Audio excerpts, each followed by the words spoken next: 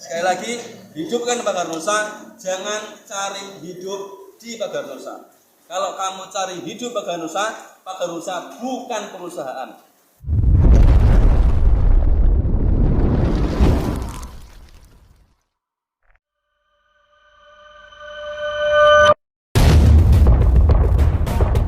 Saya kira itu teman-teman semua. Yang terakhir, saya kemarin browsing, jadi ada beberapa pesan Mbak Maksum yang harus kita pahami betul-betul ya. Kalau tadi kan salah satu ya, masalah rasa pinter, rasa jaduk, rasa sugih, dan rapi, rasa suwe-suwe lah apa. Wis ora pinter, ora jaduk, ora sugih kok kesuwen lah apa. Udah rapi. Kecuali kamu pinter, kecuali kamu sakti, kecuali sugih, wanita karir, pria karir misalnya. Wong wis ora pria karir, wanita karir, pinter ya ora pinter, sugih apa? Jaduk ya ora jaduk, silat ya jantek mangkate. Wis mulai ndang rapi lah. Latihan yang cepet-cepet ke mripat. Dan mulai gawe anak jak latihan pagar nusa. Ngono ora. Siapa tahu engko anakmu sing nuruni jadi pendekar.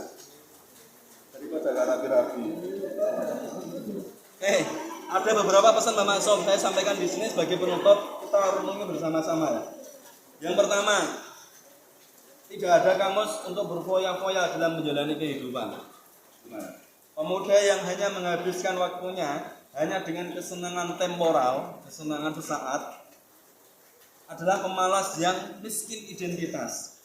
Tipe manusia yang kemana angin berembus ke sana, ia rebah dan terjatuh. Tidak punya pendirian, manusia pemalas, pemuda pemalas, tidak punya pendirian. Kemana angin berembus dia ikut, cara wong ikut gering, rak tau mangan, tidak punya tidak punya gizi. Angin banter ngetan melok ngetan, ngalor melok ngalor. Nek latihan pagar nusa, latihane mongan mangan, nek kono ana latihan sebelah, latihane digebuki, akhirnya melok kono. Goblok men nek mangan-mangan kok milih digebuki. Ya, itu namanya tidak punya pendirian, dan itu adalah ciri-ciri pemuda yang miskin identitas. Karena apa? Dia hidupnya terlalu senang dan foya-foya. Yang kedua, jangan sekali-kali mempunyai sifat pengecut dan maling teriak maling. Jangan pula mengangkat diri sendiri dengan menjatuhkan kawan sendiri. Boleh kita menjadi juara satu, jangan dengan cara menjatuhkan lawan. Ya, bersaing sehat. Makanya ada gelanggang, ada wasit, ada juri. Lanjut, ya. Jangan menjadi pribadi yang pengecut. Jangan pengecut. Karena apa? Pengecut itu jelas orang tidak punya harapan. Jelas. Goblok sekalipun kalau kesempatan tanding melu. Jangan jadi pengecut. Nanti saya jadi samsat. Jadi samsak lah, jadi samsak daripada jadi sampah di sini. Ya, mending jadi samsak masih ada gunanya daripada jadi sampah. Jangan jadi pengecut, jangan menjatuhkan lawan agar kita bangkit. Tapi sama-sama bangkit. Kalau ada teman kita yang terjatuh, angkat. Tapi nek pertandingan yojo, wayang buat banting buat tamkapi, terus sirat tiba-tiba. Oke ya. Selanjutnya, jadilah pemimpin yang adil, jujur, toleran, penuh introspeksi. Sebaiknya jangan bersifat pembohong, usuk, otoriter. Jadilah pejuang yang militan. Kita butuh orang-orang yang militan, bukan orang-orang yang hanya sekedar cari muka. Kita butuh orang yang militan. Ngapain cari muka? Jangan usah cari muka, tapi militansi kita bangun. Pagar nusa, apapun itu organisasi, tidak akan pernah bisa berhasil tanpa orang yang militan. Jelas, karena militansi itu mahal harganya. Gajinya tidak dari manusia, langsung dari Allah, dari Tuhan Yang Maha Esa. Pasti, teman saya sudah membuktikan. Sekarang jenengan silakan buktikan. Kalau tidak terbukti 5 tahun, 10 tahun, 20 tahun, 30 tahun, sampai mati, putumu insya Allah. Ya, terus hidupkanlah solidaritas perjuangan. Selanjutnya, penuhilah jiwa dengan kemandirian. Selanjutnya sudah jam 5 ya, kurang 4 menit. Jauhi pergaulan bebas dan narkoba. Waspadai bahaya laten komunis PKI. Mbah Maksum saksi hidup bertempur dengan orang-orang PKI. Ketika beliau dikerumuni puluhan PKI dengan membawa senjata tajam masing-masing, ada arit, ada celurit, sedikit pun Mbah Maksum tidak terluka, tapi beliau kena goresan, bajunya robek. Ya, itu jatuh tenanan ini sebagainya. Terus jauhilah tipu daya, rayuan, suap, dan korupsi, karena itulah faktor penghambat perjuangan.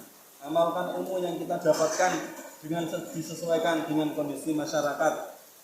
Ingat, jangan takut dicap fanatik. Jangan takut dicap fanatik. Wah, kemana-mana Pak Anwar nggawa logo JRA, karena saya fanatik di JRA. Kemana-mana Pak Anwar nggawa logo Paganusa, karena saya fanatik di Paganusa. Kemana-mana nggawa logo NU, karena saya fanatik di Nahdlatul Ulama.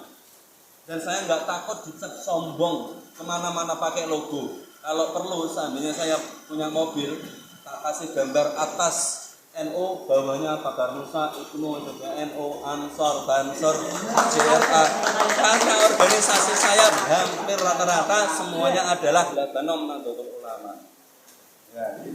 Seorang peserta Paganusa harus menjauhi molimo, maling yang curi, madon, berzina, main, berjudi. Sekarang hati-hati, banyak judi online berkeliaran, mencari mangsa. Kita kalau tidak bisa sebagai faktor yang memagari, paling tidak kita tidak ikut. Ya. Kemudian apa lagi? Madat, candu, ganja. Kemudian yang kelima adalah mendem, mabuk-mabukan. Jauhi semuanya itu. Kalau pengen Paganusamu berkah. Seorang pesilat harus mampu memberikan ketentraman bagi lingkungan. Seorang pesilat justru harus mampu memberikan ketentraman bagi lingkungan, bukan justru membuat masyarakat ketakutan. Kan aneh, di sana-sana ada tawar antar pesilat. Gara-gara dulu ada itu, gara-gara urusan pacar sampai bentrok dua perguruan besar. Itu aneh dan ironis sekali. Jangan sampai kalian ngopi tengah malam di depan rumah itu saja masyarakat tersenyum. Karena kan muka-muka kalian bukan muka kriminal ya. Nah, kalau muka kriminal beda lagi. Ya. Selanjutnya, jangan pernah takut pada siapapun kecuali hanya kepada Allah. Ini bahasa standar tapi maknanya luar biasa. Karena apa? La ghalibah. Jangan takut kepada siapapun kecuali kepada Allah. Oke? Hidupkan Paganusa. Jangan cari hidup di Paganusa.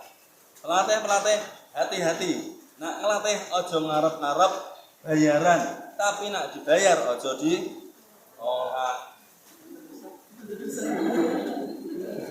Buatan usaha Pak Estu. Buatan usaha. Ya. Sekali lagi, hidupkan Paganusa, jangan cari hidup di Paganusa. Kalau kamu cari hidup Paganusa bukan perusahaan. Percuma. Kalau kamu hidupkan Paganusa, guru-gurunya Paganusa akan berdoa kepada Allah, mendoakan kita yang menghidupkan Paganusa. Sepakat ya? Yang terakhir, jangan mudah takjub, jangan mudah kagetan. Jadi orang jangan bingungan. Jangan mudah dredeg, ngerti lawannya wapi. Wes dredeg dhisik, akhirnya selesai, lagi maju. Ojo kagetan, ojo gumunan. Itu kunci utama. Pokoknya mantep, maksimal latihan, tanding maju jediat, wae ada kesempatan nendang, kebanteng ya wis.